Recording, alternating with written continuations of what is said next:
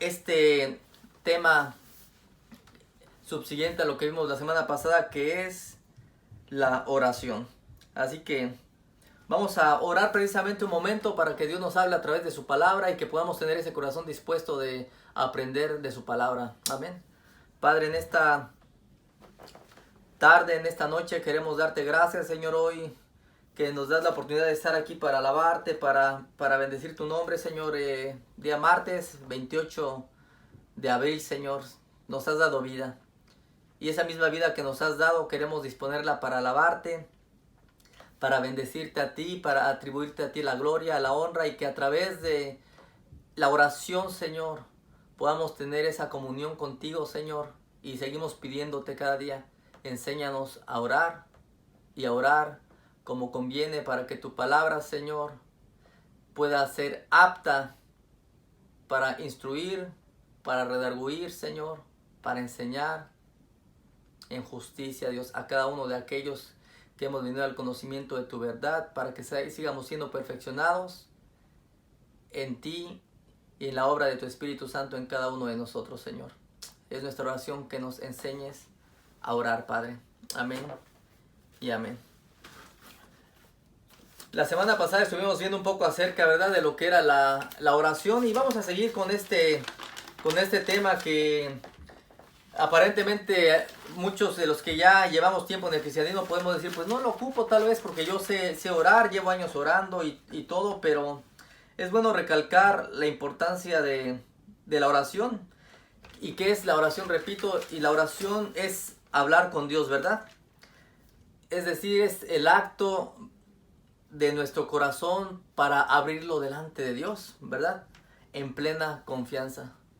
El acto de abrir nuestro corazón delante de Dios, sabiendo que Él es nuestro Padre y que Él nos escucha y que podemos venir como hijos delante de Dios. La oración es algo fundamental, hermanos, en la vida de nosotros como creyentes, ¿verdad? Es algo que tenemos que hacer nosotros constantemente, orar, buscar al Señor, porque número uno, es un deber de nosotros como creyentes el estar orando y el estar buscando al Señor. Así que la semana pasada aprendimos qué era orar y lo que Dios o Jesucristo mismo mencionó que no deberíamos de hacer, ¿verdad? Estábamos viendo Mateo capítulo 6 y vimos el versículo 5 al 7, cuando Jesús le dijo a sus discípulos que al orar no usaran vanas repeticiones, que no aparentaran, que era importante orar en secreto, ¿verdad? No en público, teniendo esa comunión íntima con el Padre. Eso es la oración, hablar con Dios. Y el día de hoy vamos a estar viendo qué nos dice la Biblia acerca de cuando oramos, cómo podemos orar. Estamos en un momento en el cual necesitamos recalcar y reafirmar la oración y pedirle a Dios que nos ayude a seguir orando. Por lo tanto, el día de hoy, ¿cómo debemos de orar por estas situaciones que están pasando en este momento de crisis en cada uno de nosotros, ¿verdad? Está un espíritu que es poderoso y es el Espíritu Santo. Entonces podemos pedirle a Dios y al Espíritu Santo que nos enseñe a orar y que nos enseñe a orar como conviene. Así que no es fácil saber orar. Esto viene de parte de Dios y viene a través de conocer su palabra. Orar, entendemos que es hablar con Dios. Y yo puedo hablar. El problema es que yo, así como con un hijo, con un padre, puede hablar y mencionar muchas cosas. ¿Cuál es lo esencial y cuál es lo importante en lo cual se puede uno llevar ese diálogo, ¿verdad? Para tener en nosotros un sentido de pertenencia hacia el Padre y saber que tenemos esa fe reafirmada en Cristo Jesús.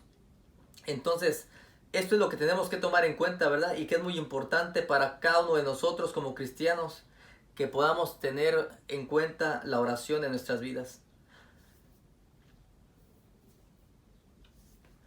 Por nosotros mismos, hermanos, cuando vemos las escrituras, ¿verdad?, nos damos cuenta que no teníamos, antes de conocer a Dios, la misma capacidad de orar que la que tenemos hoy. Y mucho menos tenemos la capacidad de orar como conviene sin la ayuda del Espíritu Santo, ¿verdad? Pero damos gracias a Dios porque ahora el Espíritu Santo, dice la palabra, vive en nosotros. El día de hoy el Espíritu Santo, si usted que es creyente, mora en su vida, mora en mi vida, y por lo tanto hoy podemos darle gracias a Dios porque el Espíritu de Dios mora en nosotros. Y la oración, sabiendo que debe de ser algo bien fundamental para nosotros como creyentes, muchas veces la dejamos a un lado, ¿verdad? Y decimos, ¿por qué si el orar sabemos que es bien importante para nosotros, es algo totalmente esencial? ¿Por qué la gente no ora más? ¿Por qué el creyente no ora más? ¿Por qué el pueblo de Dios no disfruta de la oración? Y es una pregunta que yo le quisiera hacer. ¿Usted disfruta orar? ¿Usted pasa tiempo orando con su Creador? Y tal vez mucha gente, cristianos, y hablo de creyentes genuinos, ¿verdad? Cristianos nacidos de nuevo, tal vez tienen ese anhelo, pero no hay una pasión por orar. Y la razón es porque posiblemente uno ora por las mismas cosas y uno ora repetitivamente y no sabe uno qué orar. Y a veces uno siente que ora por las mismas cosas y dice, bueno, pues ya no sé ni por qué orar. A mí me ha llegado a pasar, y yo estoy seguro que a cada uno de nosotros nos ha llegado a pasar, porque repetimos lo que oramos, ¿verdad? Y no sabemos a veces ni qué hablar. Pero ¿cómo es que el orar a veces nos puede ser tan aburrido si supuestamente estamos hablando, o no supuestamente, más bien estamos hablando con una persona que es fascinante, que es maravillosa, que es Dios, pero aún así eso nos lleva a hacerlo aburrido y nos hace algo monótono y no lo sentimos algo real, ¿verdad? Es una pregunta que nos debemos de hacer entonces, ¿por qué nos cuesta trabajo hablar con Dios? ¿Por qué nos cuesta trabajo a veces orar? Hablo como creyentes y tenemos que ser realistas. Hay encuestas en las que se dice que el creyente ora muy poco, ¿verdad? Hace años hubo una encuesta que decía que el creyente oraba un minuto, y no al día, me parece que un minuto a la semana. Porque se paraba y el Señor, te doy gracias por esto, amén, y llévame con bien. Y era su oración de los creyentes cuando se hizo esta encuesta. Entonces, ¿por qué nos cuesta trabajo orar? ¿Y por qué cuando oramos podemos orar un minuto, dos, tres, y se nos hace aburrido? Porque a veces no entendemos que es una comunión con Dios, y esa comunión con Dios nos tiene que llevar a abrir nuestro corazón, y la perspectiva de nuestra vida se debe de alinear a la perspectiva de Dios. Nosotros como creyentes podemos entender que el día de hoy tenemos el Espíritu Santo, y el Espíritu Santo es quien nos enseña a cómo orar y cómo orar como conviene. Por nosotros mismos no podemos orar como conviene, pero el Espíritu Santo es quien ora por nosotros. Y antes, ¿verdad?, de entrar a Mateo capítulo 6, donde vamos a estar viendo, dice la palabra del Señor en Romanos, ¿verdad? Romanos capítulo 8, 26, y se lo voy a leer un momento como introducción. Romanos capítulo 8, versículo 26. Dice la palabra del Señor desde el 25. 8:25. Pero si esperamos lo que no vemos, con paciencia lo aguardamos, decía Pablo. Y de igual manera, el Espíritu nos ayuda en nuestra debilidad, pues ¿qué hemos de pedir como conviene? No lo sabemos. Pero el Espíritu mismo intercede por nosotros con gemidos indecibles. Mas el que escudriña los corazones sabe cuál es la intención del Espíritu, porque conforme a la voluntad de Dios intercede por nosotros. Vemos aquí el Romanos 8, capítulo 8, versículo 26, que de igual manera el Espíritu nos ayuda en nuestra debilidad. Pues, ¿qué hemos de pedir? Dice Pablo, como conviene, no lo sabemos, pero el Espíritu mismo intercede por nosotros, y dice su palabra que con gemidos indecibles.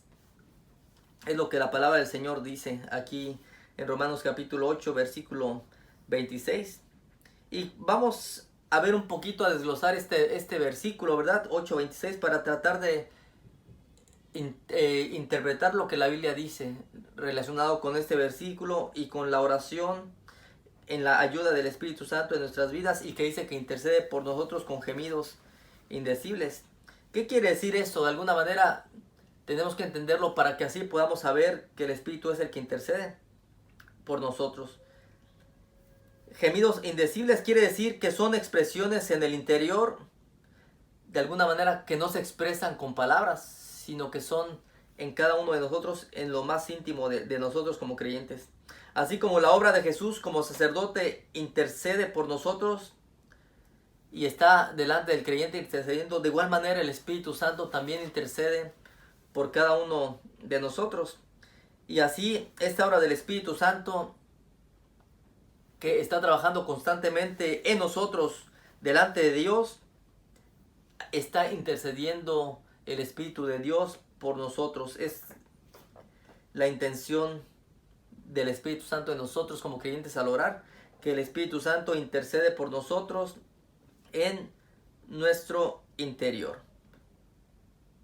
Cuando vemos aquí que el Espíritu Santo intercede por nosotros con gemidos indecibles, tenemos que aclarar algo aquí. Y la pregunta es, ¿quién tiene el Espíritu Santo, verdad? ¿Quién tiene el Espíritu Santo? Bueno, la respuesta es todos aquellos que hemos creído en Cristo, hemos nacido de nuevo. Por lo tanto, todos nosotros los que hemos nacido de nuevo, dice la palabra que somos nuevas criaturas, y que al haber creído en el Evangelio de Salvación, según Efesios 1:13, nosotros habiendo creído, dice que fuimos sellados con el Espíritu Santo de la promesa. Eso lo dice Efesios capítulo 1, versículo 13.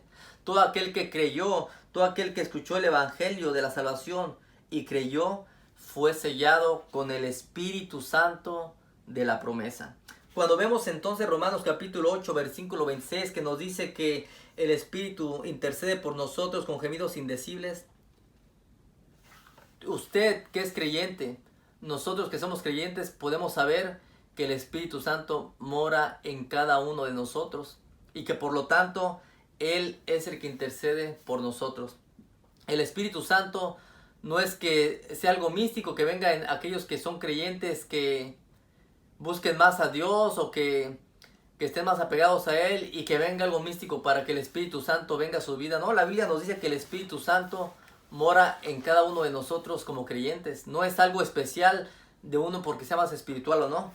El Espíritu Santo, según Efesios capítulo 1, versículo 13, nos dice que nosotros al haber creído el Evangelio de Salvación, fuimos sellados con el Espíritu Santo. Por lo tanto, todo aquel que es creyente puede orar. Y al orar, dice la Biblia que el Espíritu Santo intercede por nosotros con gemidos indecibles. ¿Quién intercede por nosotros? El Espíritu Santo. ¿Y en dónde habita? Habita en cada uno de nosotros, los que somos creyentes genuinos, los que hemos nacido de nuevo, los que somos nuevas criaturas. Primera carta a los Corintios capítulo 6 versículo 19 nos dice que somos el templo del Espíritu Santo. Y Pablo hace una pregunta: ¿o no sabéis que vuestro cuerpo es templo del Espíritu Santo, que está en vosotros, el cual tenéis de Dios y que no sois vosotros? El cuerpo del Espíritu Santo, el templo del Espíritu Santo, somos aquellos que hemos creído en el Señor, aquellos que hemos nacido de nuevo. Por lo tanto, el Espíritu Santo habita en usted, que es creyente, habita en mí, habita en cada uno de nosotros. No es necesario que uno diga, wow, es que solamente el pastor que está más ungido en esta persona, porque esta persona sí está súper ungida. No, dice la Biblia que el Espíritu Santo habita en nosotros como creyentes. Por lo tanto, Romanos capítulo 8, versículo 26 nos afirma que todos aquellos que oramos y clamamos, el Espíritu Santo intercede por nosotros. No es que el Espíritu Santo se le dé a algunos y a otros no. Es que el Espíritu Santo viene a morar en nosotros. Se le conoce como el Espíritu Santo morador en el creyente, el que habita en cada uno de nosotros, y Él mora en nosotros. A veces podemos malentender este versículo cuando decimos que el Espíritu Santo intercede por nosotros, y nos puede llevar a pensar que, ¿verdad?, nosotros debemos de llorar, gritar y casi desahogarnos y hacer cosas místicas, y que el Espíritu Santo a final de cuentas habla. Pero la Biblia nos dice que el Espíritu Santo intercede a través de nosotros buscarle, a través de nosotros rendirnos delante de Dios. La palabra interceder, ¿verdad? Dice la Biblia que el Espíritu Santo intercede por nosotros. ¿Qué quiere decir interceder. Hay que entender esto para poder conocer entonces cuál es el plan de Dios para nuestras vidas. Interceder quiere decir suplicar en beneficio y representación de otro. Es lo que quiere decir interceder. Suplicar en beneficio y representación de otro, ¿verdad?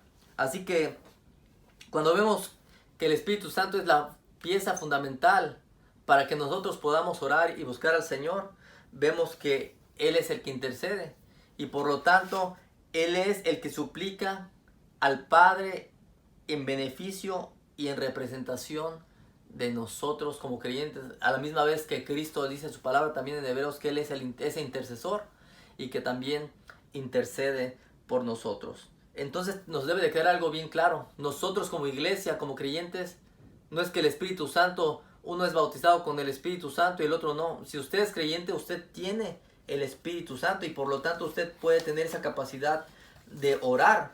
El punto es llevarlo a la práctica.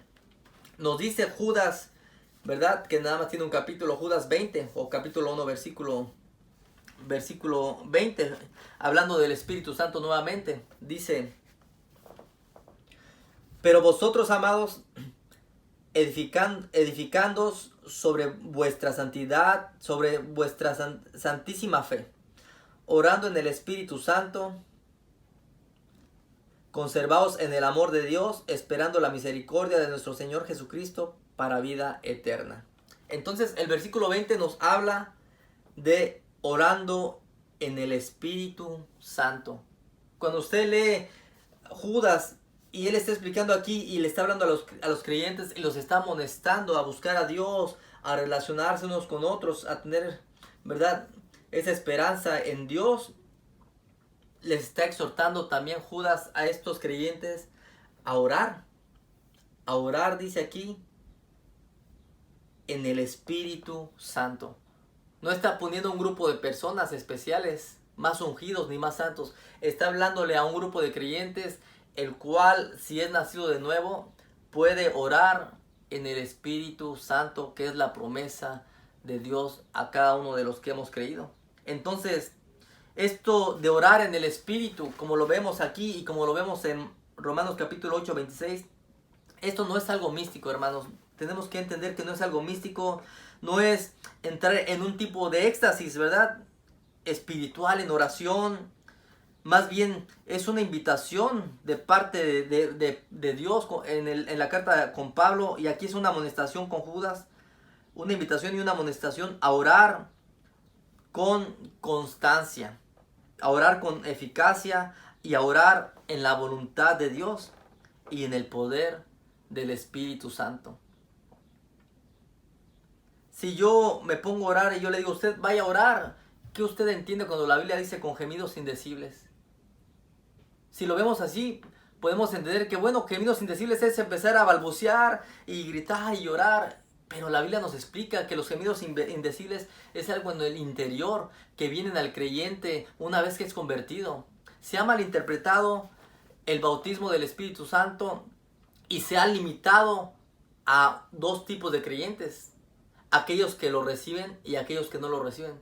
Pero si usted es un creyente serio de la palabra del Señor e investiga verdaderamente versículo por versículo en dónde mora el Espíritu Santo, la Biblia nos muestra, como lo leíamos en Efesios 1:13, habita en cada uno de nosotros, ¿verdad? Él nos ha sellado, Dios, con el Espíritu Santo. Él es el morador de nuestras vidas.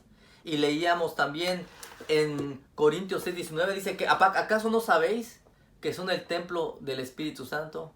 Y yo le quiero decir algo personal. Hubo un tiempo que yo pensaba que el Espíritu Santo no había venido a mi vida y que no estaba bautizado por el Espíritu Santo. Es una enseñanza que llegué a traer a mi vida por muchos años y yo estaba esperando ser bautizado por el Espíritu Santo.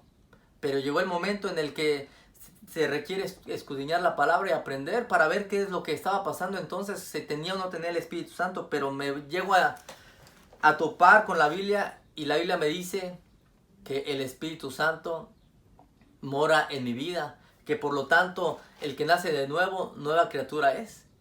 Y al ser nueva criatura, la única forma de poder quitar todo mi pecado y mi maldad es que el Espíritu Santo more en mi vida.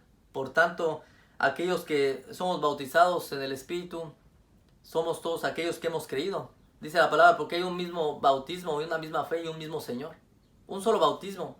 Y no habla del bautismo en el agua, habla del bautismo del Espíritu Santo, uno solo para todo el creyente, por el cual podemos venir y orar. Y lo dice Judas aquí. Judas no está especificando si hay dos tipos de creyentes, si hay unos más santos o menos santos. Está diciendo todo aquel que es creyente.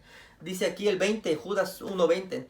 Pero vosotros, amados, está hablando en general a toda su congregación, edificando sobre vuestra santísima fe, orando en el Espíritu Santo.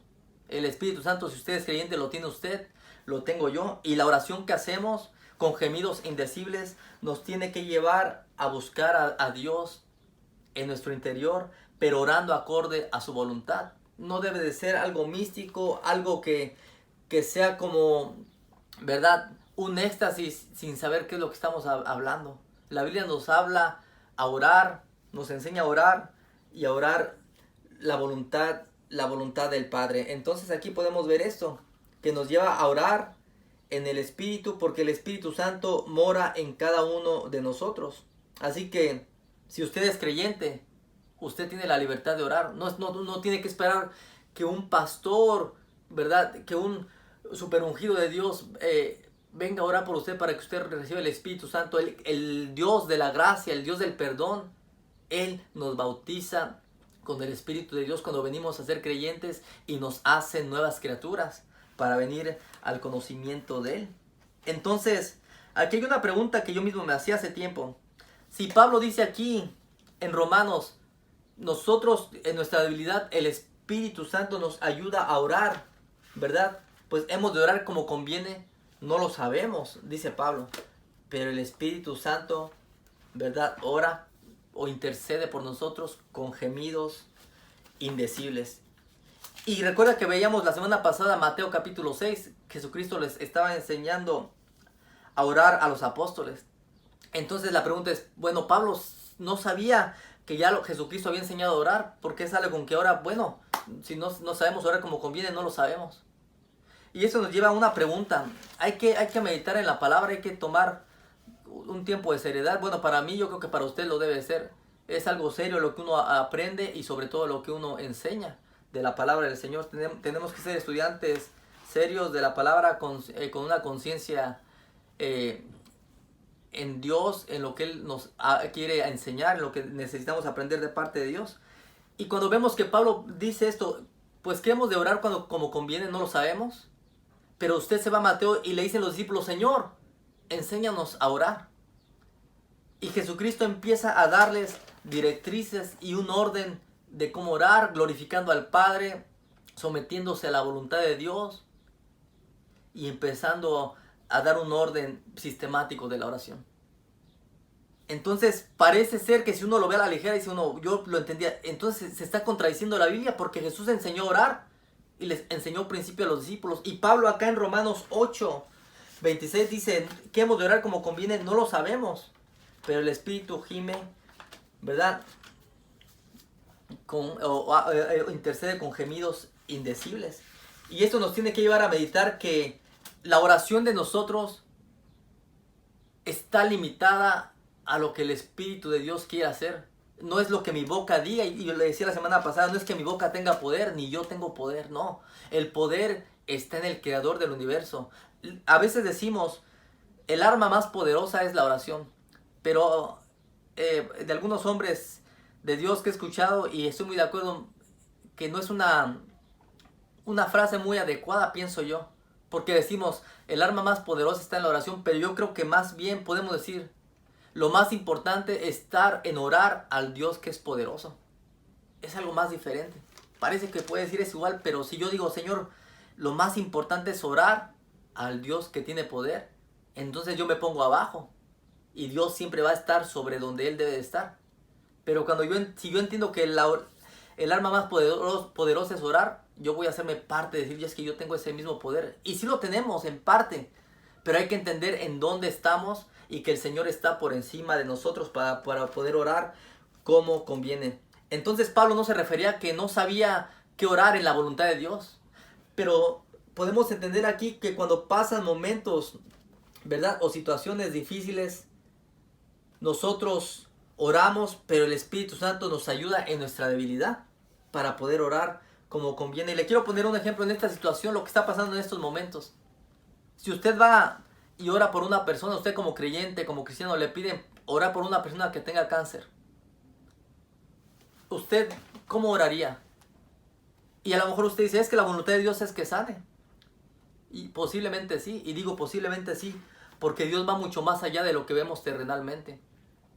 Yo puedo venir y clamar por esa persona, pero la voluntad de Dios es posiblemente que esta persona en medio de esta crisis, de esta dificultad, pueda venir y arrepentirse si no es creyente y poder nacer de nuevo y que Dios lo atraiga con lazos de amor a un quebranto genuino para un arrepentimiento y acercarse a Dios. Tal vez el Señor quiere sanarlo y que glorifique a Dios y que Dios se muestre a través de la sanidad divina. Pero yo no lo sé. Yo sé que la voluntad de Dios, la voluntad común y general, es que la persona que no es creyente y esté enferma, Dios quebrante su corazón para que se convierta a Dios. Y secundariamente le puede sanar. Pero la prioridad de Dios es que el hombre no regenerado sea salvo. Entonces, Pablo decía, bueno, podemos orar, pero conocemos la voluntad de Dios, pero en cierta forma en lo individual y en lo personal no sabemos a veces orar como conviene. Ahorita, ¿cómo puede estar orando usted? Yo puedo estar orando y luego orado, Señor, ayúdanos a que ya pase esto y que yo pueda salir de esta situación con la congregación, mi familia, que podamos seguir trabajando nuevamente. Es mi oración, mía, de Jesús Rivera. Pero ¿cuál es la oración de Dios? Donde el Espíritu intercede y decir, ¿sabes qué, hijo? Quiero pulirte, quiero que pases por esta prueba y que te afirmes en mí y que tú crezcas y que tú madures en medio de esta aflicción. Y entonces yo puedo orar y el Espíritu Santo me ayuda a interceder como conviene y me empieza a fortalecer. Porque mi oración humana es tal vez que ya pase todo esto y que regresemos a la normalidad. Pero el Espíritu de Dios está intercediendo para que yo tal vez sea quebrantado, sea, ¿verdad?, despojado de mí mismo y que el Espíritu de Dios crezca en mí. Es ahí donde el Espíritu Santo de Dios nos ayuda a interceder como conviene, ¿verdad? Así que tenemos que seguir buscando a Dios y seguir aprendiendo a orar. Y la Biblia nos da una directriz de cómo orar. Entonces no es solamente balbucear, hermano. No es solamente balbucear y hablar y llorar, sino es orar y orar. Y orar acorde a la palabra del Señor. ¿Cuántas veces oramos? Platicaba con mi esposa y Señor, esta mañana que me vaya bien en mi trabajo, llévame con bien, amén. Pero son oraciones monótonas, son oraciones secas, son oraciones sin un impacto en uno mismo porque son repetitivas.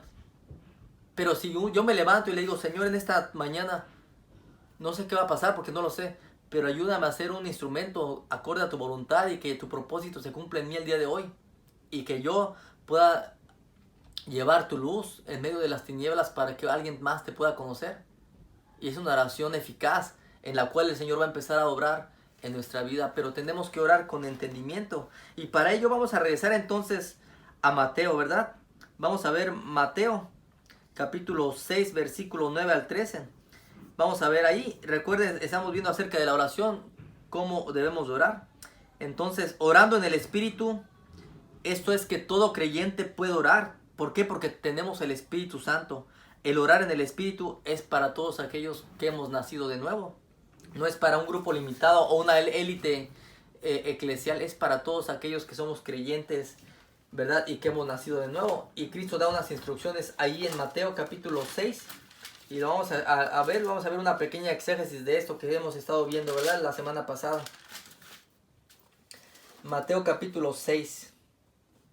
Recuerda que estuvimos viendo el versículo 6, ¿verdad? Que cuando tú ores, dice, entre tu aposento, que no se usaran vanas repeticiones, que no se hiciera en público para que no se enalteciera uno y verdaderamente uno lo hiciera en su aposento, en lo secreto, ¿verdad?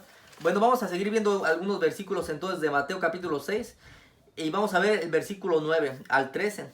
Vemos aquí como los discípulos de Jesús le pidieron que les enseñara a orar.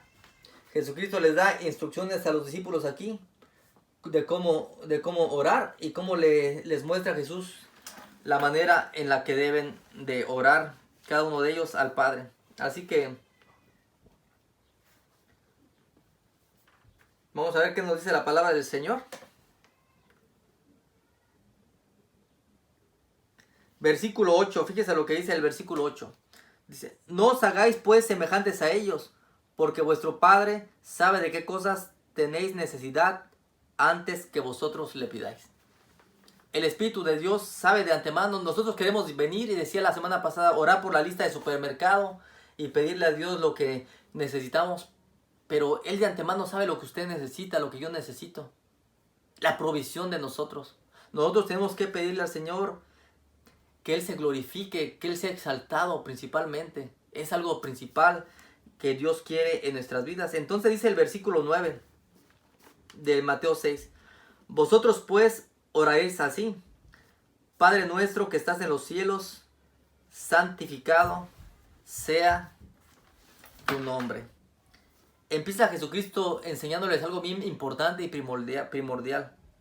Padre nuestro, dice, vosotros pues oraréis así: Padre nuestro que estás en los cielos, santificado sea tu nombre. Jesucristo empieza a enseñarles esto y les empieza a dar una revelación, hermano. La revelación del pacto, de la gracia, de la redención, del evangelio, de las buenas nuevas de salvación, que menciona por primera vez el nombre de Dios. En este caso es el nombre del Padre.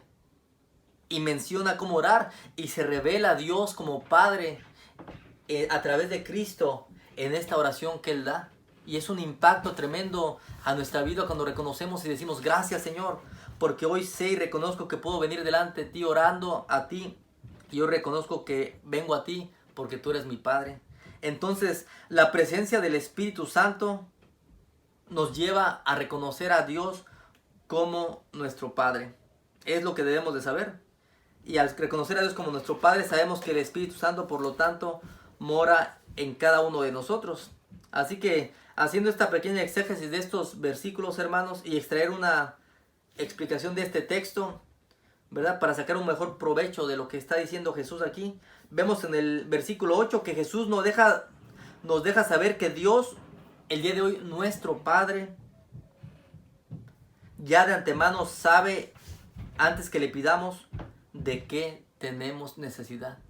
Podemos descansar en Dios sabiendo que de antemano Él sabe la necesidad por la que estamos pasando. Ahora, esto no quita, Jesús nunca dijo que, bueno, no oren, ya Dios sabe, no quita el mérito de nosotros orar, no quita esa responsabilidad de venir delante de Dios y de orar, ¿verdad?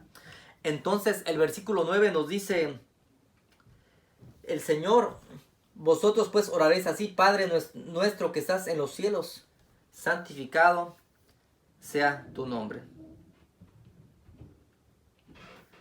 Trayendo este modelo de oración, nos muestra algo el Señor.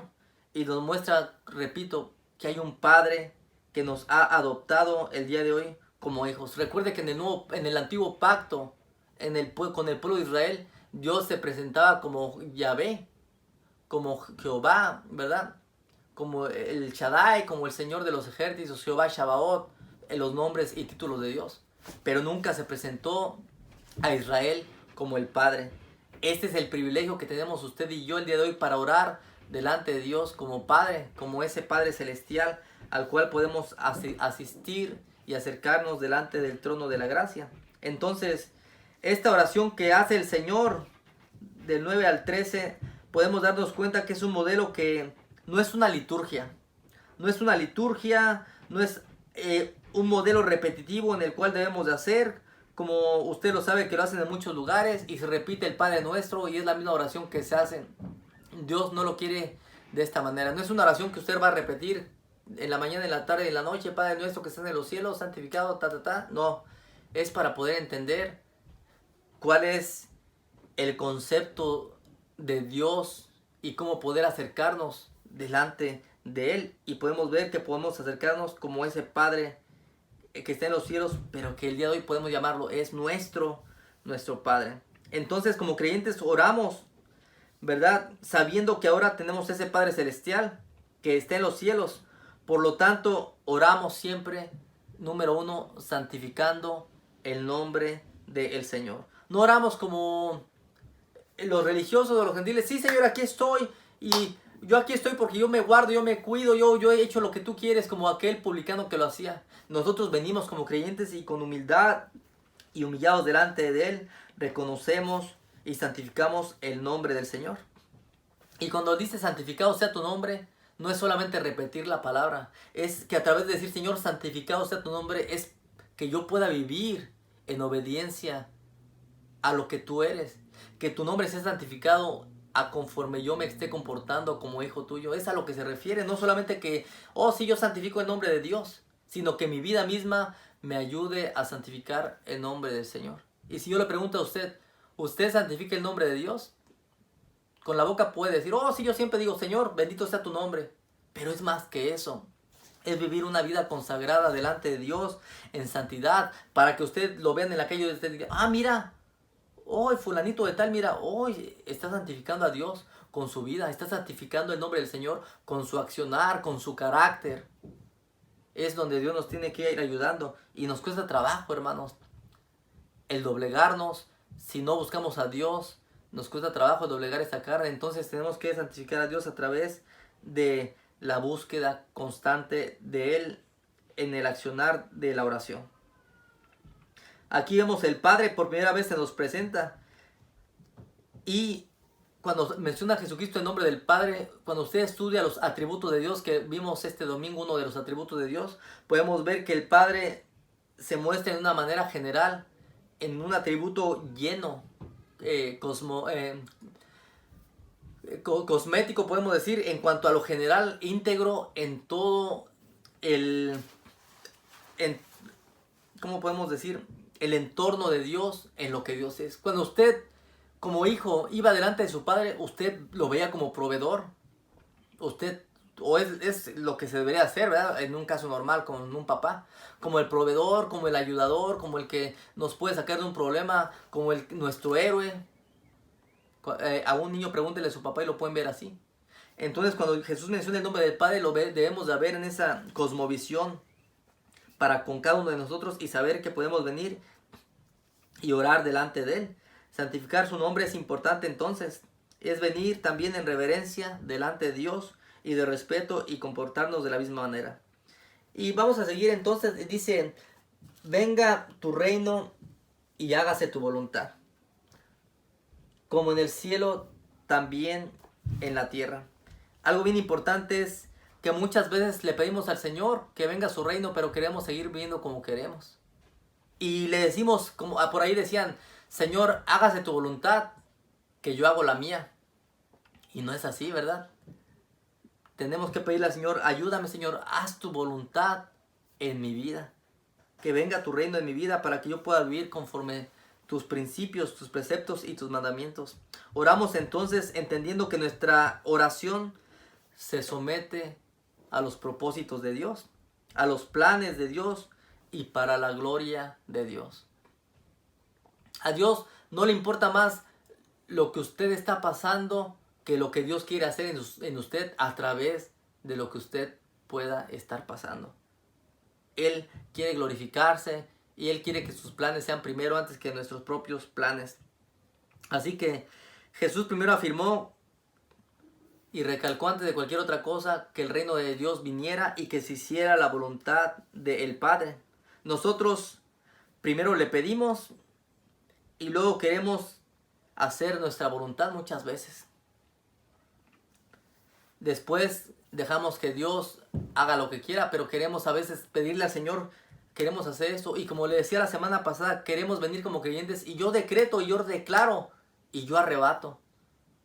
Pero yo le invito a estudiar la palabra, y algunos con los que he tenido pláticas en cuanto a esto, yo les he invitado a decir, enséñame una palabra donde alguno de los apóstoles, algún siervo del Señor decretó o arrebató, y usted no lo va a encontrar en la Biblia.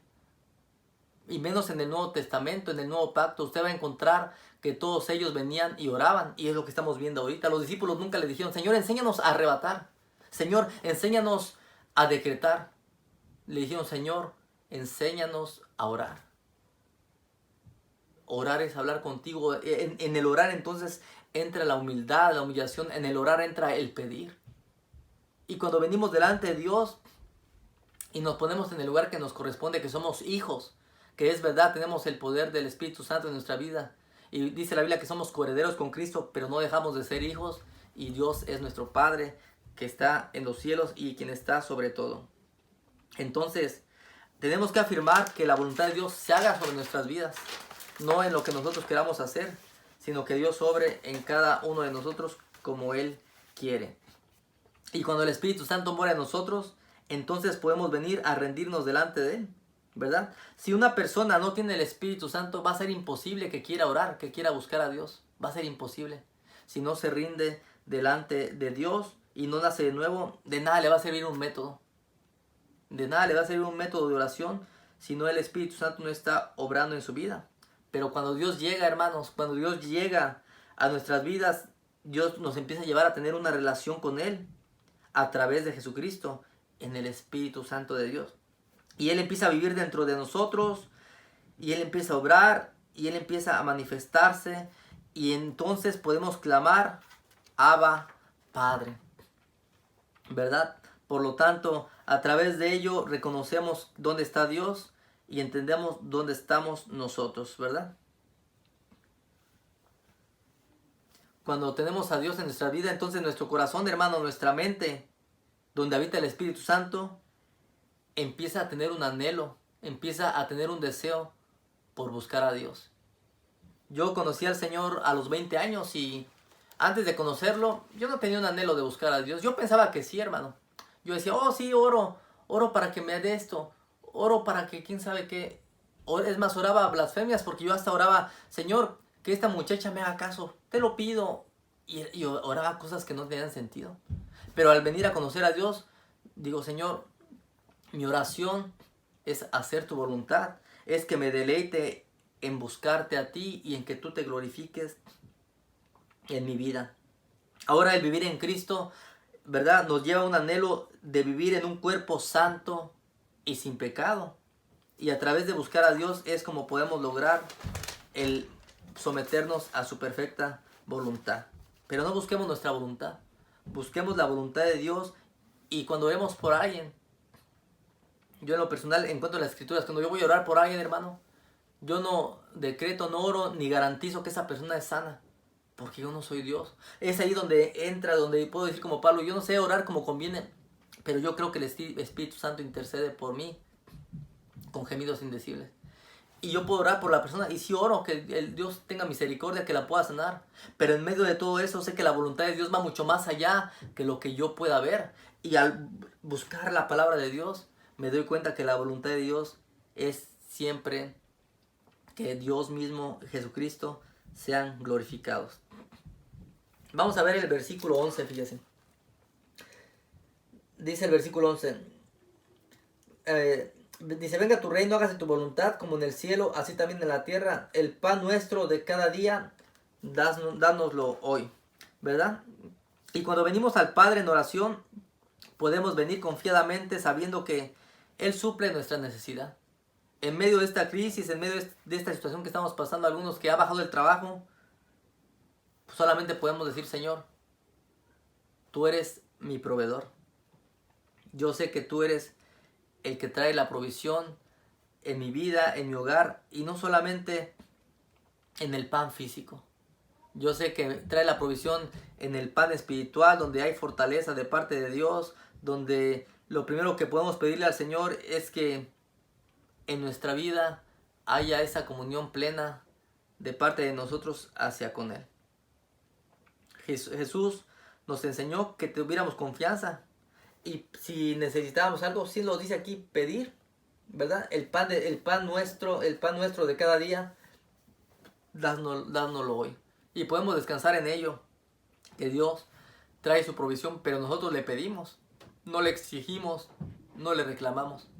Le pedimos, Señor, el pan nuestro de cada día, dánoslo hoy. Venimos con humildad, con sencillez y con mansedumbre, y el Señor provee.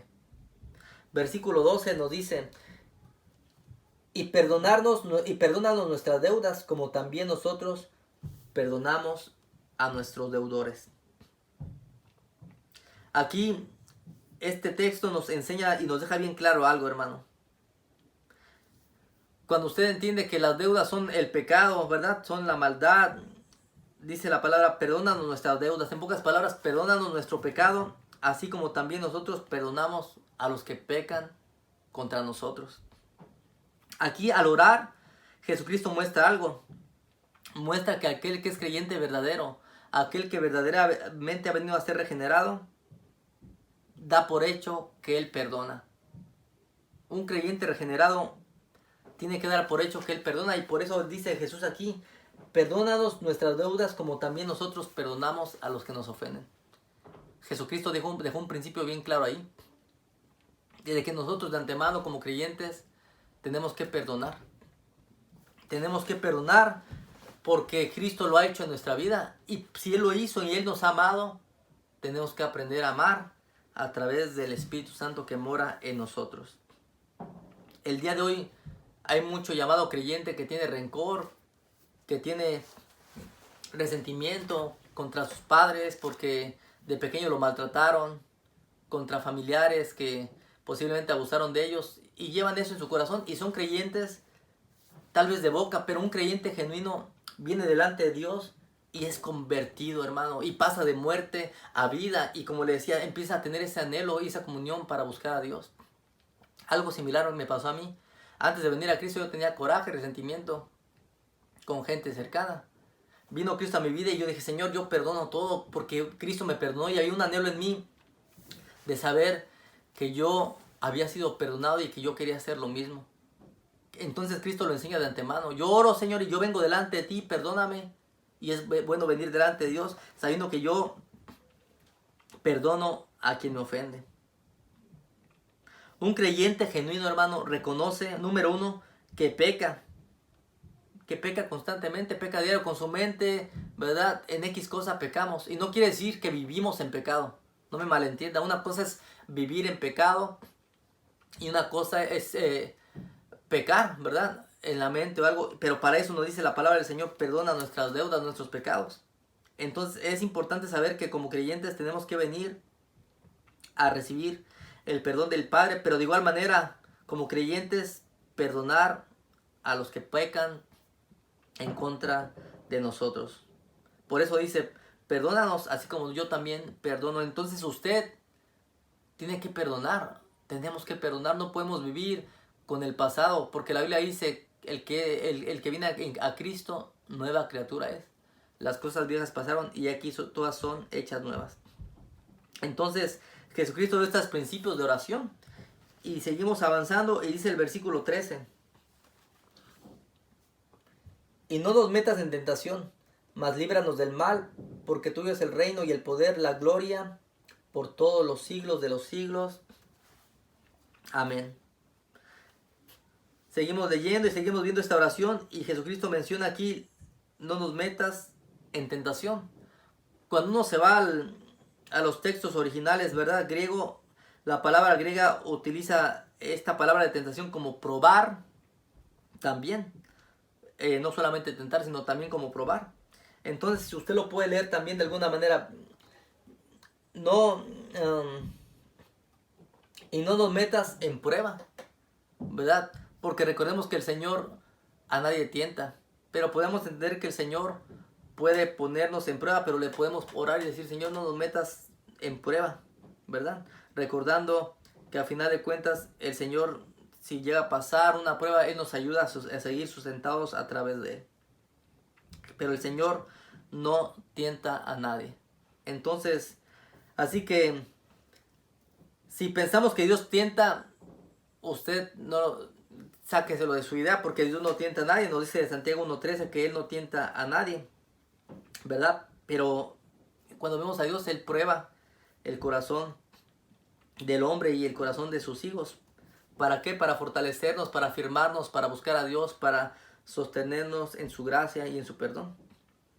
Así que al pasar por las pruebas, sabemos que si Dios permite que las pasemos, al final de cuentas nos va a librar del mal, para poder caminar en paz en nuestro corazón y en nuestro interior.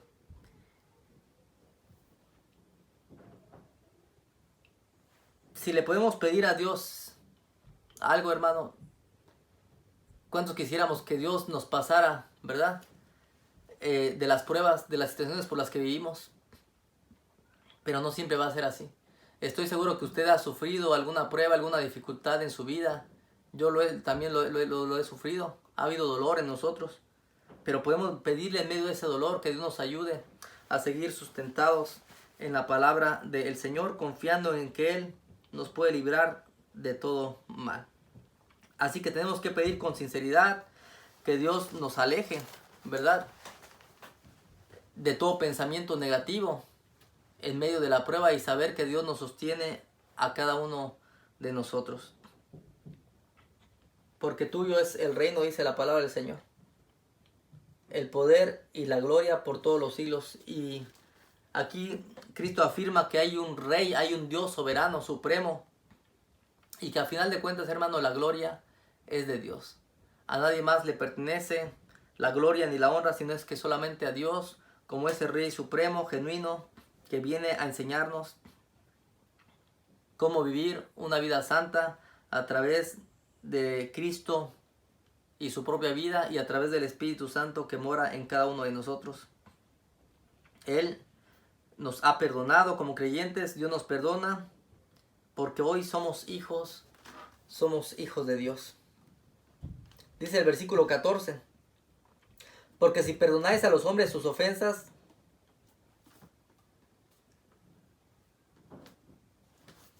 os perdonará a vosotros vuestro Padre Celestial también, ¿verdad? Dice, porque si perdonan a los hombres sus ofensas, también los perdonará vuestro Padre Celestial. Y podemos confiar en ello, que al final de cuentas el perdonar una ofensa nos tiene que llevar a hacer luz en las tinieblas, nos tiene que llevar a saber que Dios de antemano nos ha perdonado, porque como hijos de Él, el Señor nos perdona, y por lo tanto también tenemos que perdonar.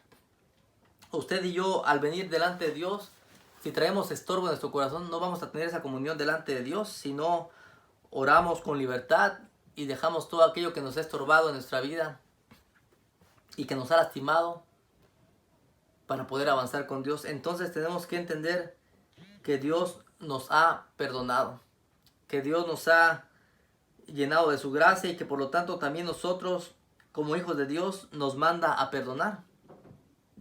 Y no quiere Dios que vivamos de esta misma manera como la que vivíamos antes, ¿verdad? Dice el versículo 15: mas si no perdonáis a los hombres sus ofensas, tampoco vuestro Padre os perdonará vuestras ofensas. Y cuando vemos esto, si uno es hijo de Dios, verdaderamente uno va a aprender a perdonar, porque Dios nos ha perdonado. Dice, si alguno no perdonare a los hombres sus ofensas, tampoco vuestro Padre os perdonará vuestra ofensa. Y podemos ver de alguna manera también Dios nos corrige a nosotros como hijos. El creyente genuino ya obtuvo el perdón de Dios. Pero si guarda resentimiento contra alguien, no habrá paz. No vivirá con una vida plena aquí en la tierra. Nosotros como creyentes tenemos que vivir una vida plena, una vida en paz delante de Dios, sabiendo que está basada en la relación con mi Padre Celestial. Que podemos pedir a Él, que podemos confiar en Él y que podemos descansar en Él. Así que si oramos pidiendo al Padre, pero todo debe de ser en el nombre del Señor. Todo debe de ser con orden delante de Dios y lo que Dios quiere hacer en nuestras vidas. Que Dios nos ayude a poder orar, a poder pedirle al Espíritu Santo que interceda por nosotros y no usar esta oración que el Espíritu Santo dice que gime por nosotros como algo místico, sino como algo real basado en la voluntad de Dios, en el nombre de Jesús. Y la Biblia nos manda a orar en el nombre de Jesús, no como un amuleto ni como algo de buena suerte, sino como una realidad y una verdad en nuestras vidas. Es la manera en que Dios lo quiere hacer en cada uno de nosotros. Pedir en el nombre de Cristo es reconocer la soberanía de Dios, reconocer que en Él está el dar, en Él está el propósito de lo que podamos hacer nosotros como creyentes. Así que lo que pidamos y lo que oremos, que sea para servir en el propósito de Dios en nuestras vidas, basado en los méritos de Cristo y no en los propios. Cuando oremos, no oremos con méritos egoístas en nosotros mismos, con propósitos, ¿verdad?, carnales que son para mi propio deseo. Que podamos orar acorde a la voluntad de Dios. Pidamos entonces a Dios, ¿verdad?, que nos ayude a orar como conviene. Orando, decíamos en Romanos 8:26, en el Espíritu. Y Cristo nos muestra aquí cómo debemos de orar. Así que todo creyente, recuerde, todo aquel que es creyente y nacido de nuevo, tiene el Espíritu Santo. Así que todos podemos pedir al Espíritu Santo que nos ayude a orar como conviene. ¿Cómo? Conforme a la voluntad de Dios. Si usted no sabe qué orar, necesita leer la palabra del Señor. Porque a veces yo no sé qué orar y yo tengo que ir a la palabra del Señor y ver cuál es la voluntad de Dios, y es la manera en la que Dios me va dirigiendo a orar y a buscar, ¿verdad?, su guianza para poder entender qué es lo que Dios quiere que haga. Así que el resultado de todos aquellos en quien habita el Espíritu Santo es paz, es esa presencia interior en nuestra vida de parte de Él para consagrarnos en amor y en santidad delante de Dios. Es lo que Dios quiere en cada uno de nosotros, y a través de ello entonces mantenernos firmes, ¿verdad?, en nuestro corazón y en lo que el Espíritu de Dios hace en nosotros profundamente como creyentes. Él dice, ¿verdad?, o Él clama, Abba Padre, y hoy podemos descansar en que Dios es ese Padre para cada uno de nosotros. Así que oremos, pero oremos como conviene, permitiendo que el Espíritu Santo de Dios obre en cada uno de nosotros, y que a través de obrar en nosotros, Él hará su perfecta voluntad en nuestra vida a través de la oración. Que Dios le bendiga y que Dios siga guiándole a aprender a orar, como le estoy pidiendo yo que me enseñe también, humillados ante Dios, y oremos. Oremos, porque es la única manera de poder tener esa comunión con el Padre, acercados a Él. Y estoy seguro que usted, si lo hace con un corazón sincero, va a experimentar la gracia y el favor de Dios como yo lo he experimentado. Y puedo decir que he tenido ese gozo de saber que hoy puedo ser llamado hijo de Dios, y que tengo un Padre Celestial que me ha amado y que le ama a usted si es creyente, y al que no, de igual manera, si viene a Cristo, va a experimentar ese amor y esa paz que viene solamente de lo alto. Amén. Padre, en esta tarde, Señor, en esta noche, queremos venir y orar otro momento. Y es verdad, a veces no sabemos qué orar. Por tanto, queremos pedirte que tú seas quien nos enseñe a orar. Que nos lleves a escudriñar tu palabra, y que a través de escudriñarla abramos nuestra boca acorde a lo que tu palabra dice, con humildad y sencillez. Y que el Espíritu Santo, Señor, sea quien interceda por nosotros con gemidos